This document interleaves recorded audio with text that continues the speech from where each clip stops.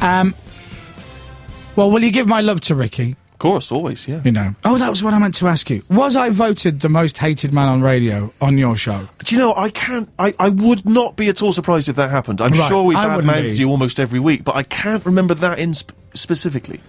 I mean, it may have occurred. I can't honestly say. Did I get an award? Was it merely like a poll? If it was a vote, though, it wouldn't have been our fault. We know. They may. I mean, admittedly, you might have been the only nominee. Yeah, but it could have been on the shortlist, written by you. Exactly. I can't remember. Certainly, I'm sure we slagged you off probably most weeks. Yeah, I think so. I would presume so, but I can't remember. Would I still win that poll now? Among our listeners or our fan base? Yeah.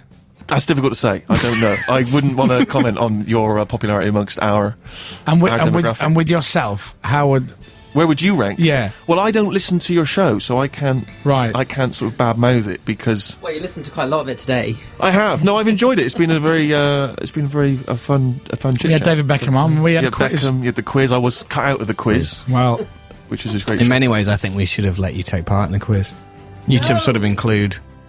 You weren't cut out of the quiz, just Warwick was included in the quiz. I think the reason that Chris would have ever been on our radar was because when we first started, Ricky and I recorded some kind of, I don't know what you'd call them exactly, the little sort of comedy sketches that were played during the day. It was something to do with students seeking accommodation or don't smoke or something. And I seem to remember you slagging us off. Right. Before you knew who we were, before we were anyone. Right. I seem to remember it being played and we just were listening to see if it was on at all. And you came off the back of it and went 3 words, hail and pace. Is that what I did? That's what you did. And so I suspect, you know, consequently, I think that was when you were on in the afternoons. So my suspicion was we took against you at that point. And can you remember the sketch? Yeah, I remember it was funny, actually. It was. But was it funny in a hail and pace way?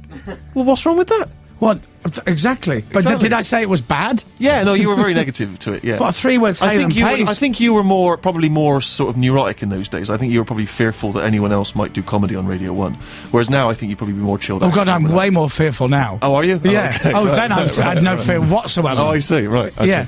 Well, anyway, knowing me then, I wouldn't have heard it. I might have just come off the back of it and gone, hail and pace. Sure, yeah. On with Simply Red. But no, I'm way more paranoid and scared for my life now than I was. I was bulletproof in those days. Yeah. Well, anyway, that was probably why we took against you.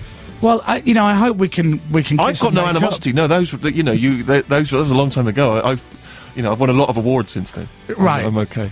But just in case you wondered why we'd have ever turned. Maybe I kind of spurred you on. Yeah, prove me wrong. Exactly. Maybe subconsciously, I am the inspiration for your success. You're absolutely right. That's why I've brought one of these BAFTAs for you. Well,